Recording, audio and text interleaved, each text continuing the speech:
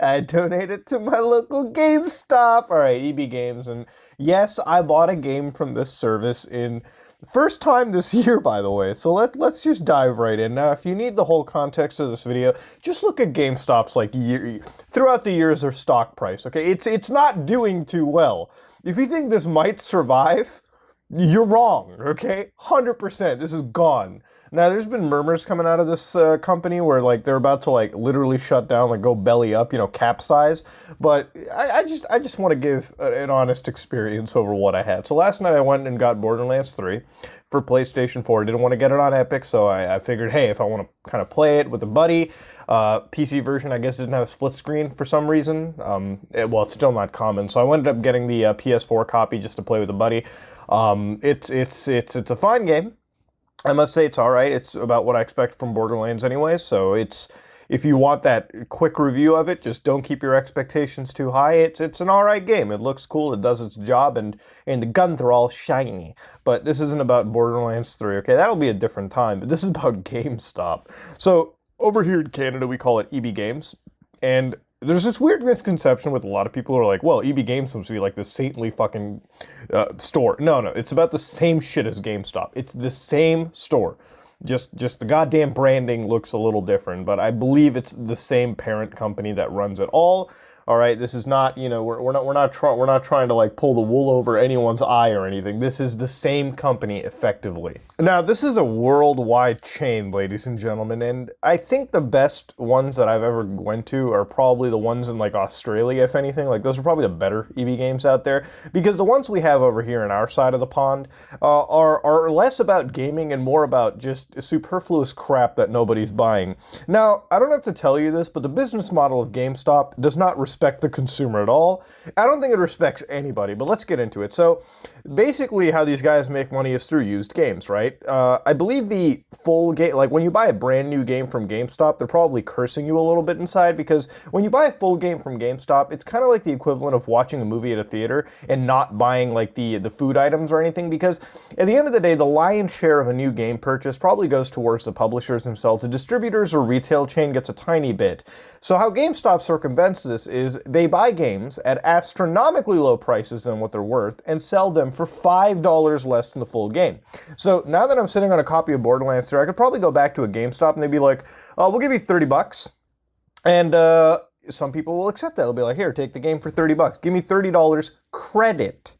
So you get like $30, I guess, store credit where I'm at. I don't even think they give you cash or anything. So they give you like store credit. I haven't traded a game in with them in like, I've only ever traded a game once, and that was Killzone Shadowfall, because that game was just so bad, all right, in my opinion. But you get store credit, they give you some money to trade in, and that's what it is. So you get 30 bucks. Now, they take this game that's worth $79.99 on the shelf right now, and they mark it down $5. So let me ask you a question to the person buying a video game. Who the fuck would go and say, yeah, sure, I'll buy the used game for $5 less, or buy a brand new sealed copy for just $5 more? Like, are you serious? Who is actually accepting this? I remember back in the day, this is when like Fable 2 was a thing.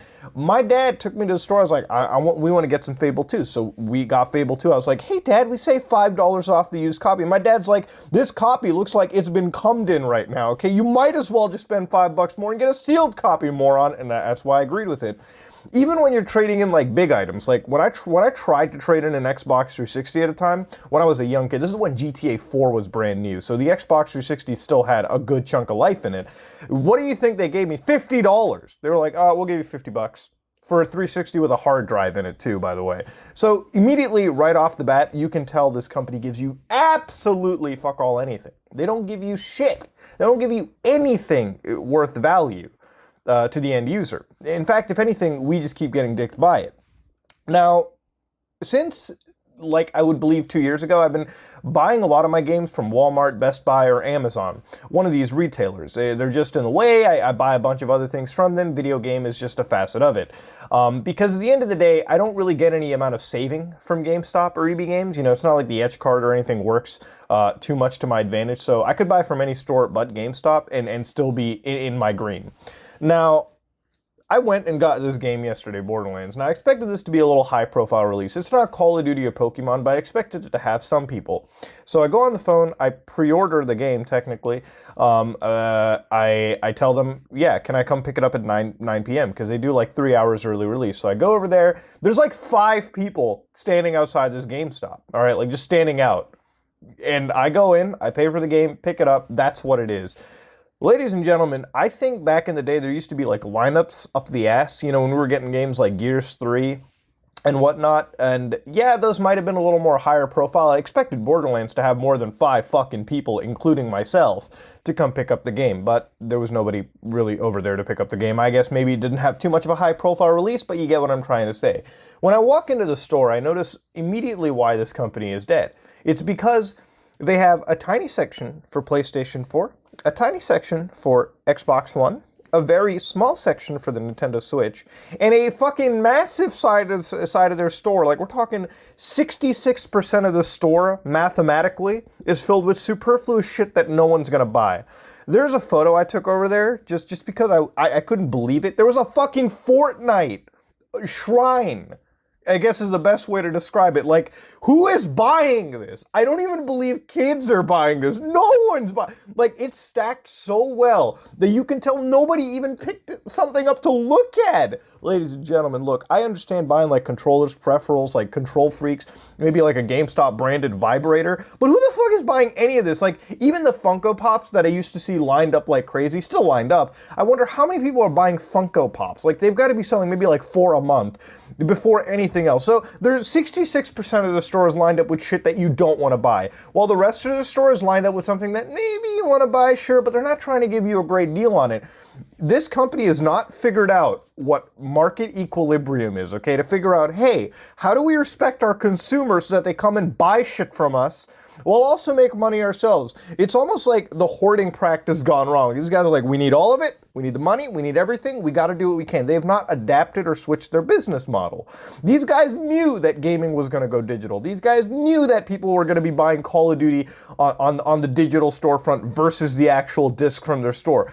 The last COD I bought, Black Ops 4, it came with a disc requirement that needed internet. So why the fuck would I go and buy it from GameStop if I needed the internet anyways to play a disc? You bet your ass I'm just gonna go on PSN and download the game from there. All right, same thing with any like MMO style game that needs the internet.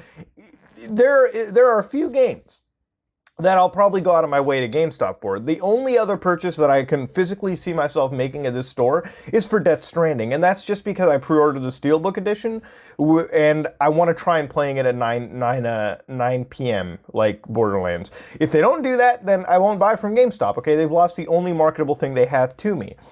Ladies and gentlemen, there's no secret that this company is on the verge of collapse, okay? They have not decided to adapt. I feel like they're on this hope and prayer that hopefully the next generation consoles come soon. Like, they get announced, they get a release date, so these guys can get some pre-orders rolling in for those systems, because honestly, without these consoles, they're not going to make anything. And it's kind of a huge deal. You know, back in the day when these consoles were launching, PS4 and Xbox One, it was almost like this company was on a different tier. Like, they actually had some momentum in the industry. Now it almost seems like nobody gives a shit. Nobody's going to care.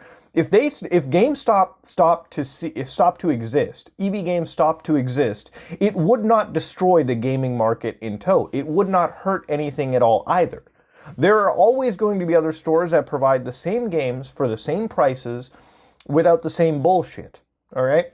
What GameStop does is something you can get at any big retail store. If you're going to run a specialty chain, realize this: work on selling games, work on attracting customers by selling games. Because nobody's buying the Fortnite shrine. Nobody's buying anything else. Nobody is buying 66% of your store, okay? And I know this for a fact. I go there a lot just to see if this shit's being sold, and it has not been sold. All right, your games aren't selling, your Fortnite shrine ain't selling. What are you actually trying to sell? You can ask the people working at an EB Games or GameStop if they even understand what the company, and they all say the same shit. They all know that this company is on the verge of collapse. You want to be in this company selling video games, you gotta do it the right way, ladies and gentlemen. That's really all I had to say. This was the funniest shit to me, And I figured I might as well just clear it off right there and then, ladies and gentlemen. Because at the end of the day, all right, I every year on year I wonder, because I buy from them less and less and less, and I know everyone's doing the same thing too. That's just all I got to really say, ladies and gentlemen. If you like what you saw, please like, comment, and subscribe. Dislike it if you dislike it. I am out.